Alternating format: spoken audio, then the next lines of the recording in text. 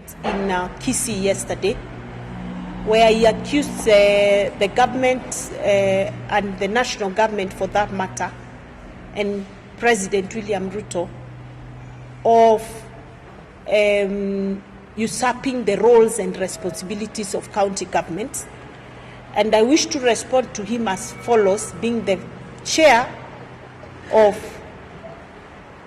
Why is he shaking his hand? Niendele? You know, I saw you doing this. It's live. Oh, okay. I wish to respond to the Honorable Raila Odinga as follows. One, as the chair of the UDA party, but also having the privilege of being in the Council of Governors as a governor.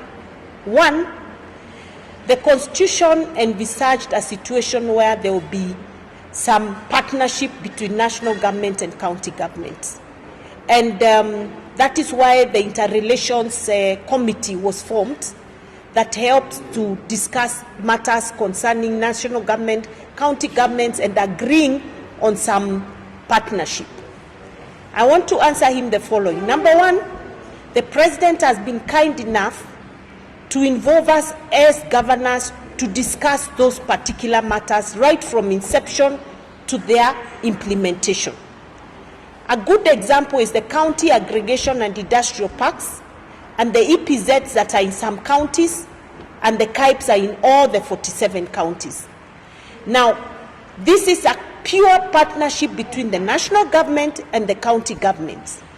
The county, in the case of the county industrial parks, the national government is giving 250 million, the county governments are giving 250 million, and so it's a partnership of 50-50, and all governors were too excited to move with it. In fact, I want to let him know that among the first governors to embrace that program were governors from his own political party. In particular, Governor Wanga, who wants to make sure she has a good fish industry in her county. Homa Bay. Busia, Governor Otuoma embraced it because he's keen on reviving the industry. So I don't know whether he understands that he has no answers to when it comes to 2027, because he's not an elected member. But he needs to understand that his own governors are elected and they have responsibilities and manifesto to implement for the people who voted for them. The second issue is that in the Ministry of Health, on matters concerning community health promoters. Again, in that particular instance, we have the President proposed that, you know, we need these community health promoters. They are very important for primary health care. And as we move towards universal health program, we need to make sure that these people are up and running. And then he said, I'll be willing to meet you people halfway. If you can pay those people a stipend, where you do 50%, I'll be willing to put in 50% so that we give them a stipend and they can be able to work for the people, they can be able to be in their homes and the villages and be able to identify disease in good time so that the burden of disease can be reduced in the country. Each governor, already in their budget, they have 50% for the community health promoters. Let me come to the issue of fertilizer, which he seems very unhappy that the President has managed to hack. Because if you remember, during the campaigns, the President went around and promised farmers cheaper fertilizer. The truth is that the fertilizer was 7,000 at the time Raila Odinga was in that government of the handshake. Immediately the President came in, the first thing he did was reduce the cost of fertilizer from 7 to 3,500. It's now come down to 3,500. 2,500. It's now at 2,500 Kenya shillings. He seems very unhappy that the President has achieved that very, very important role. And it's because we have told him, instead of us going to Maandamano, we bought our fertilizer cheaply, went to the farms, we grew our crops, we've had a bounty harvest. And now the price has gone further down to 2,500. The farmers are very happy. I think Raila Odinga is not in touch with the grassroots. We must feed Kenya, and Kenya can only be fed with real hard work in the farms and cheap farm inputs, one of them being fertilizer. And again, as governors, we have partnered with the national government. The national government is supplying the fertilizer to us. We are providing the last mile delivery of this fertilizer closer to the farmer, and this is an agreement we had with the national government. And it is agreeable, and all of us are right now very busy organizing that to happen. So again, please stop rubbishing a very important program. It's also extremely responsible to attempt to make it look like the fertilizer imewekwa mchanga. I mean, who does that? And it cannot be that anything we do is you must fight it even when you know it is beneficial to mwananchi.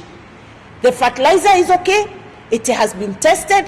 I have personally visited the stores of the NCPB in Embu County, and we have enough fertilizer, and the farmers are already receiving this fertilizer. So I want to request the Honorable Raila Odinga to desist from making inflammatory statements that can also cause panic, and tell him to please allow the president to deliver on his agenda. But the beauty is, whatever you say, people don't take you seriously anymore, because they know you'll say negative anytime, anywhere, even if it's a good thing that is going on. So that is a partnership we have, and days long gone are the days when the national government and county governments used to fight over roles and responsibilities. We are entering into an era of partnerships. And may I also inform the Honorable Raila Odinga that for the first time in 10 years of devolution, we had the national government release the July close of the financial year. There was no unremitted equitable share to the counties. We closed the year with 100% remittance, and even closed the year with 1 month advance payment for the following financial year. So this national government is serious on supporting devolution. They are serious on making sure there is timely disbursement of funds to the counties, and this is the new business of the Kenya Kwanza government. Good, sir. So we can release you? Hey, please release me. Let me go. I hope I've... No, please allow me to go. It's okay. Continue.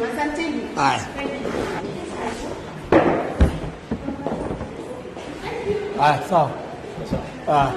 Mtu akae hapo.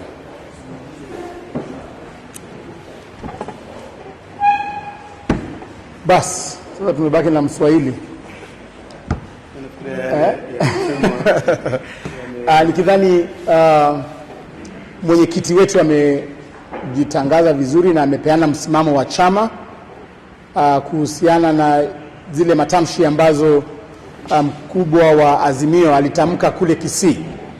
Tungependa tu kuongezea kusema kwamba Rais William Samoei Ruto anatekeleza wadhifa wake na anafanya kazi yake akitimiza zile vipengele za katiba zetu na zile kanuni ambazo zimewekwa.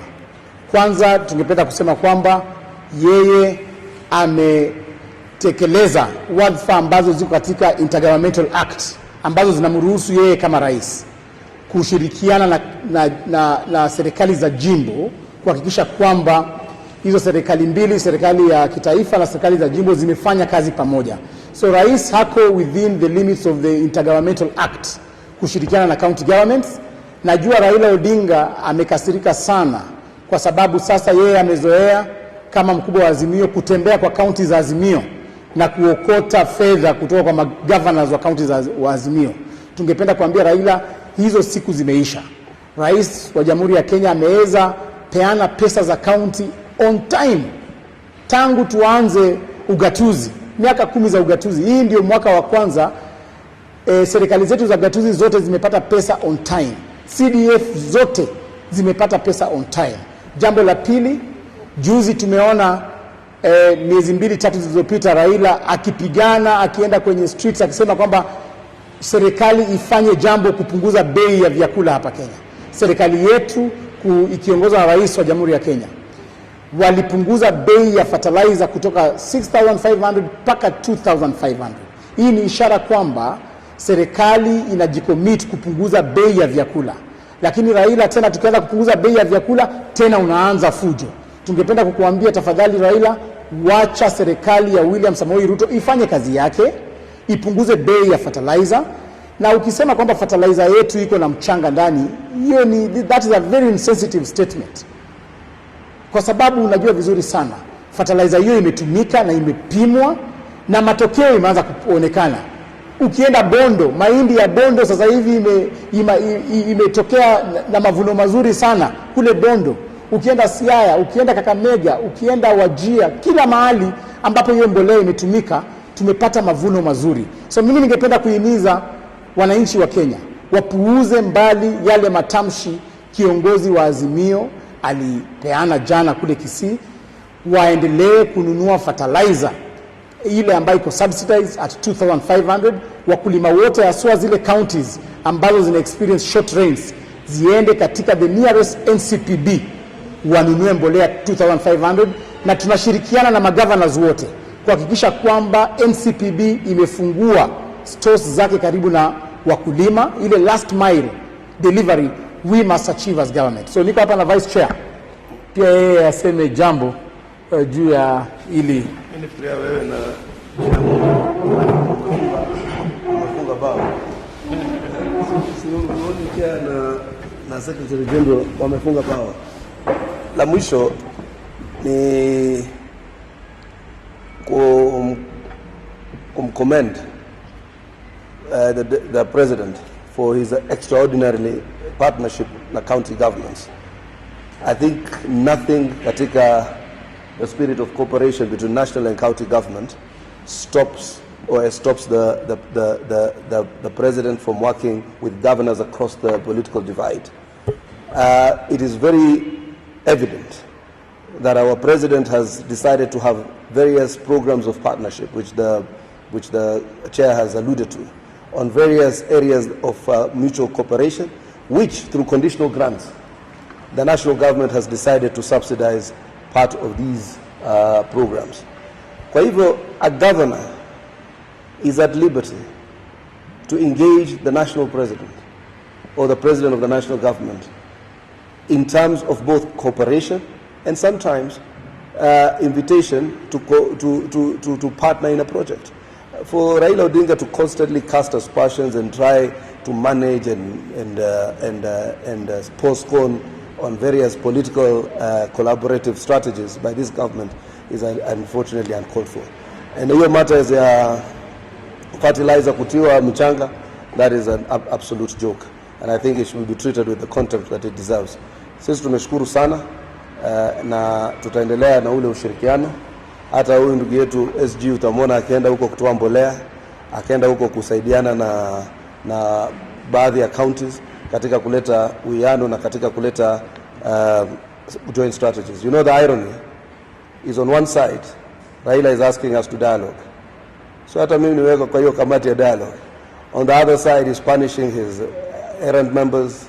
He's having issues with the president dialoguing with national county governments. He's having issues of collaboration.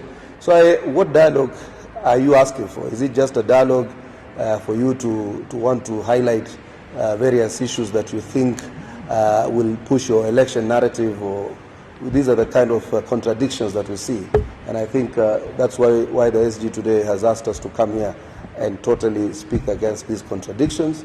If it is dialogue, let the president dialogue both in terms of the governance framework and in terms of partnership for development. Kwa hayo mengi mimi nashukuru sana. Tunaomba tu dialogue. Na hiyo dialogue